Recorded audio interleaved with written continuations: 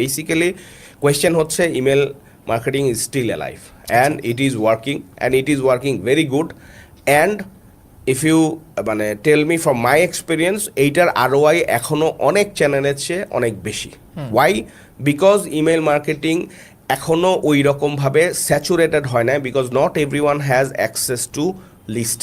হ্যাঁ, বড় বড় কোম্পানি যেগুলো আছে এদের যারা লিস্ট আছে সাবস্ক্রাইব ইউজার আছে তাদেরকে পাঠায়, কিছু ছোট কোম্পানি আছে যারা নিজেরা কিছু ইন্টারনেট থেকে লিস্ট জোগাড় করে পাঠায়, কিন্তু ওইভাবে সবাই এডুকেটেড হয় না। লাইক বাংলাদেশে যদি কথার কথা বলি যে যদি 30,000 এফ কমার্স থাকে এদের মধ্যে হয়তো 50 জন ইমেল মার্কেটিং ইউজ করে না, বাট 30,000-এর মধ্যে 30,000 ফেসবুক কি করে ইউজ করে। সো ওই ইমেল চ্যানেলটা এখনও ওই রকম স্যাচুরেটেড হয় না, এর জন্য কিছুটা নয়েজ ফ্রি আছে। অ্যান্ড ইমেইলের যারা ইউজার থাকে, যারা ইমেইল, কিছু লোক আছে যারা ট্রিগার্ড হয় ইমেইল থেকে, ইমেইল আমার ইমেইলে আসছে, ও তার মানে this is a trusted brand, they are smart enough to understand to communicate through email.